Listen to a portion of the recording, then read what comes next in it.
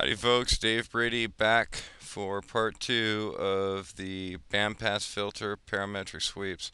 So in part 1 I showed you how to set up a parametric sweep on our little bandpass filter, and we generated some frequency response waveforms and some transient response waveforms.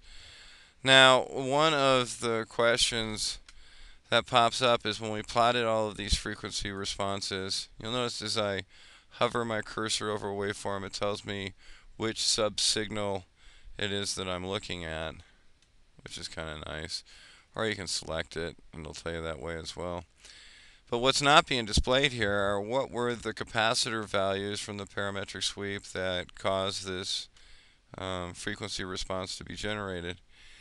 And I'll let you know that in a future release we're going to increase the annotations on these waveforms so that the device values will be easily viewable. And if you look over here at our display window, you'll notice that we have plenty of room to add those values. We haven't done that yet, and I apologize.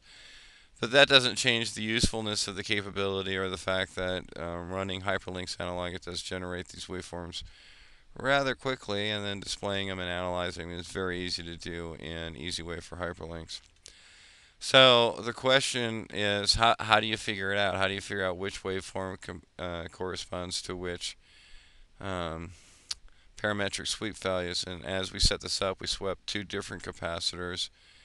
We swept both C1 and C2, so we have two different values that we're interested in. Obviously, when I showed you how to set it up, I showed you that you could set up as many different parametric sweeps as you wanted to, and it'll generate a lot more simulation runs. So how do we go about figuring out what the capacitor values were for each one of those sweep runs that we ran? Well, in the project navigator for DX Designer, this is the traditional DX Designer project navigator. When you're configured with HyperLynx Analog, you also get the simulation tab. And in the simulation tab, we expand test benches. Got our bandpass design. We expand the files. You've got your SPICE files listed here. You've got your experiment. Those are your simulation control files. And we've got our results files. So we are running the experiment, which was multi-analysis, and so the results file corresponds to the command file. So multi-analysis command is when we ran. We're going to go ahead and look at the results file here.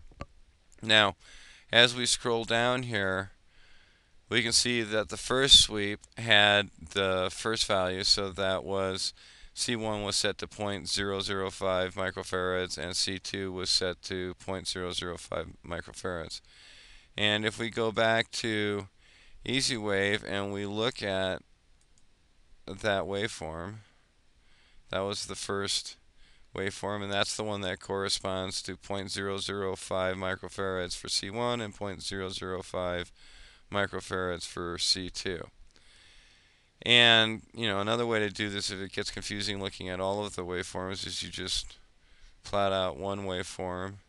And as I showed you in previous analysis, it's pretty easy to run the bandpass calculations so you can see what your frequency was there. And drop that down. And now let's go ahead and take a look at what our next set of capacitor values were.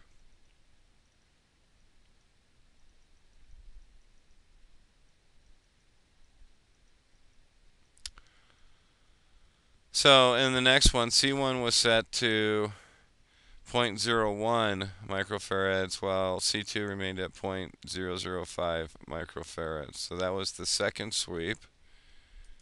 So now we can go back and look at our second sweep. And we can see now we have two different capacitor values. And what you're going to notice is that when the capacitor values were identical, we had a nice sharp point. You can see it's a nice sharp point on both sides. So it's symmetrical up and down in terms of the frequency response.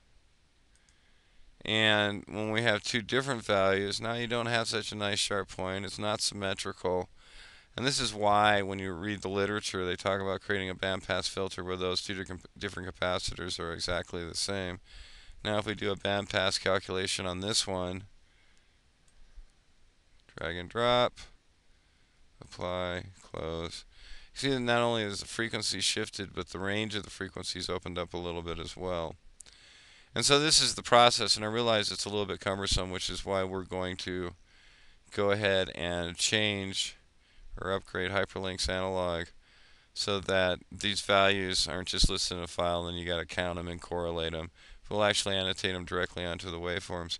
But it's fairly easy to do now in terms of going back through the results file and then corresponding those back to the viewable results in EasyWave. So I just wanted to make sure that everybody knew how you do that. You do that today. You know, we got a little bit of work still to do on HyperLynx analog to make this a little bit easier for you. But it shouldn't stop you from being effective today. It is extremely fast simulator, and the waveform viewing and analysis is incredibly easy to use.